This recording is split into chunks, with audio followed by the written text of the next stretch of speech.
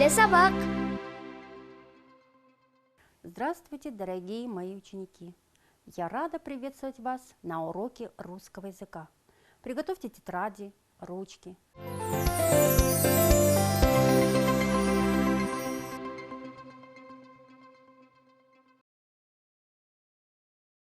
Нас сегодня ждет дорога, и узнать нам надо много. Мало просто много знать, надо быть активным, смелым, добрым, сильным. А еще желательно делать все внимательно. Ребята, перед нами слова: пролетело, быстро, лето, осень, наступила, пожелтели на листья деревьях. Дожди часто идут, птицы на улетают юг. Давайте из слов каждого ряда составим предложение.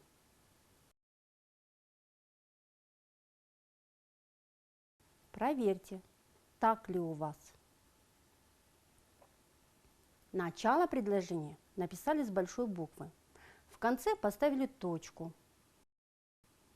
Быстро лето пролетело. Наступила осень. Пожелтели листья на деревьях.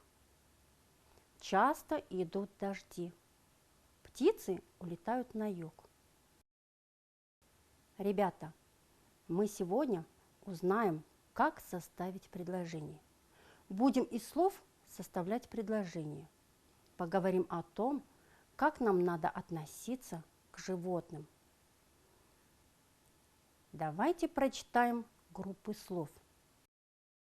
Полил дождь, яркая молния, набежали тучи, оглушительный гром, подул сильный ветер, солнце за тучи. Найдем среди них предложение. Полил дождь? Правильно, предложение. Яркая молния? Это не предложение. Набежали тучи? Предложение. Оглушительный гром? Это не предложение.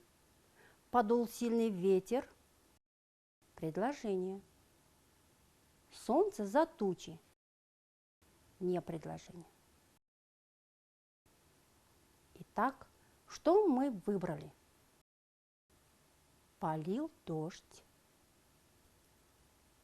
набежали тучи, подул сильный ветер. Докажем, что это предложение. Первое. Слова в предложении выражают законченную мысль. Нам понятно, о чем идет речь в каждом из этих предложений? Да. Второе. Начало предложения написано с большой буквы, а в конце есть знак, точка. Как вы думаете, в каком порядке должны идти эти предложения? Да. Сначала подул сильный ветер, потом набежали тучи, затем полил дождь. Молодцы, ребята! А для чего мы используем предложение? Правильно, чтобы передать свои мысли, чувства, информацию. А чтобы нас понимали окружающие, мы должны правильно строить предложение. Давайте узнаем, как это сделать. Первое. Надо подобрать слова по смыслу. Посмотрите, из какой группы слов можно составить предложение. Первая группа. Готовятся, зима, лесной, жители. Вторая группа. сильно, день, ударить, высокий.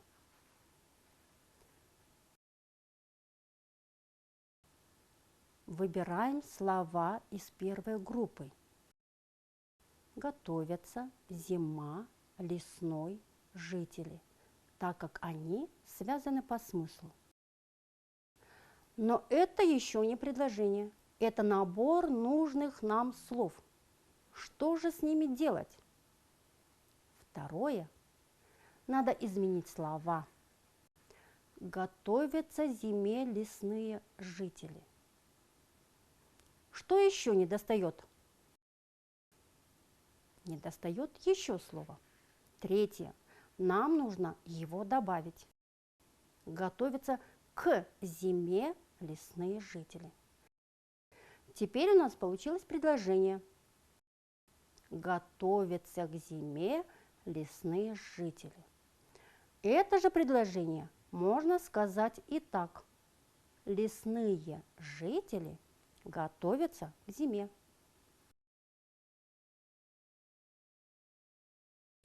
Давайте еще раз посмотрим, как мы составляли предложение. Первое. Объединили слова по смыслу. Второе. Изменили форму слова. И третье.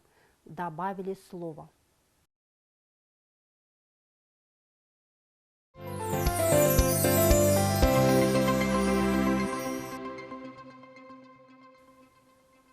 Ребята, настало время отдохнуть.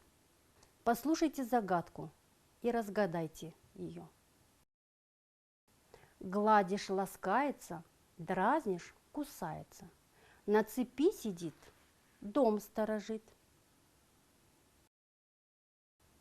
Это собака.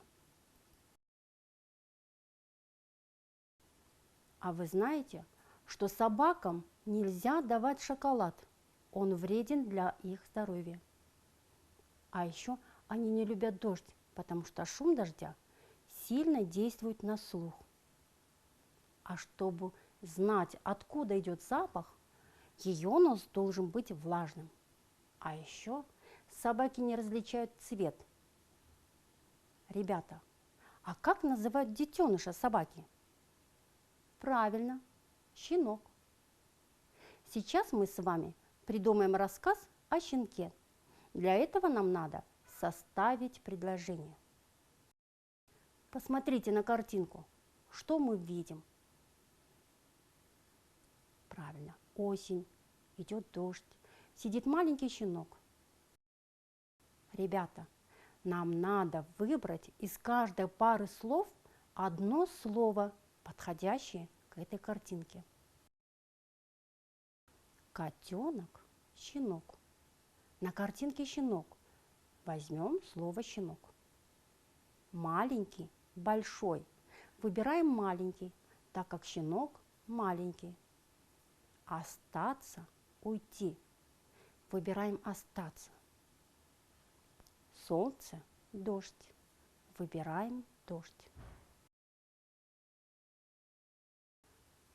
Получилось маленький щенок, остаться, дождь. Теперь изменим слова и добавим еще слово под. Маленький щенок остался под дождем.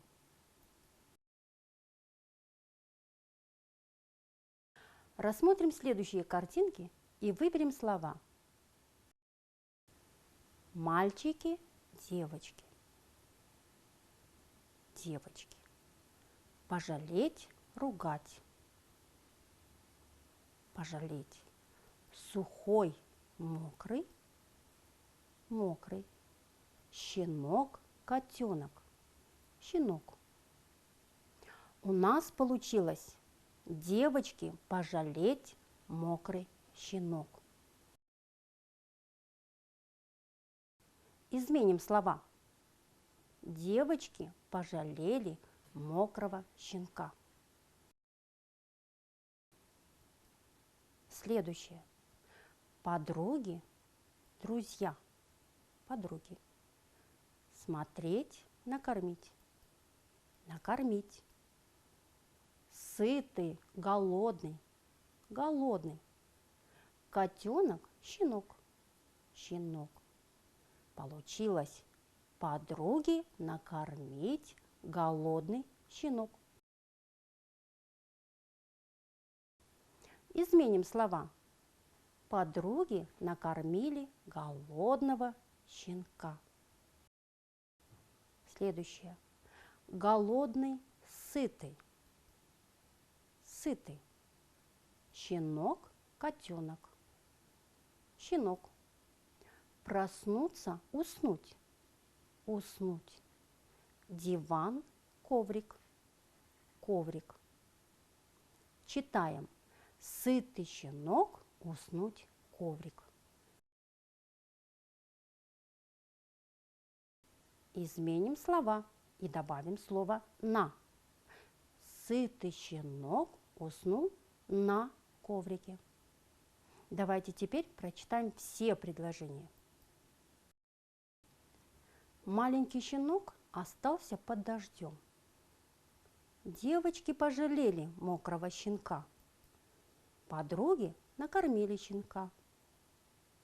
Сытый щенок уснул на коврике. Ребята, о ком получился рассказ? О маленьком щенке и о добрых девочках. Ребята, подумайте и напишите, какой совет можно дать тем, у кого есть собака. А чтобы составить предложение, вам надо первое – объединить, подобрать слова по смыслу. Второе – изменить форму слова.